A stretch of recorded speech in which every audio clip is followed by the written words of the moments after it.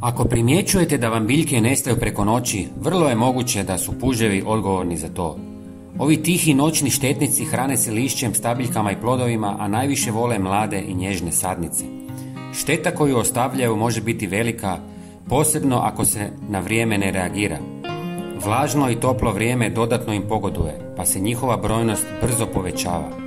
Jedan puž može u sezoni položiti 100 jaja, što znači da se njihov broj lako može oteti kontroli.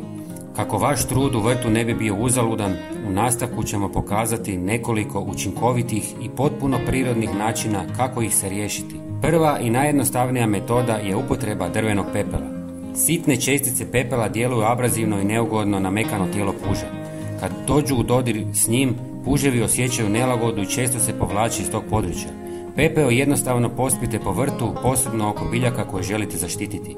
Velike količine možete besplatno nabaviti u restoranima koja koriste pećina drva, poput pizzerija. Druga metoda je posipavanje ljuski jaja. One stvaraju oštru barijeru koja puževima otežava kretanje, a usput tlo obogaćuju kalcijem. Ako nemate dovoljno ljuski kod kuće, slobodno ih zatražite u restoranima ili slastičarnama, jer tamo ih često bacaju, pa ih možete dobiti besplatno. Treća metoda podrazumijeva pripremu domaće otopine za prskanje. U pola litre tople vode dodajte žlicu taloga kave. Njen jak miris i prisutnost kofeina odbijaju puževe i usporavaju njihovo kretanje. Zatim se dodaje žlica češnjaka u prahu. Zbog svojih intenzivnog mirisa i antifugalnih svojstva pomaže u zaštiti biljaka. Na kraju se dodaje i žlica crnog papra, čiji oštar miris dodatno odvraća puževe od biljaka.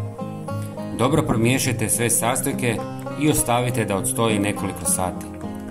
Zatim tekućinu procijedite i razrijedite s još jednom litrom vode, ovisno o tome koliko jak pripravak želite. Prskajte po biljkama, vrtu, stazama i svim mjestima gdje bi se puževi mogli pojaviti. Ne štedite na količini i budite dosljedni. Hvala vam na gledanju. Pogledajte i naš sljedeći video koji će vam sigurno biti od pomoći. Do sljedećeg puta, pozdrav!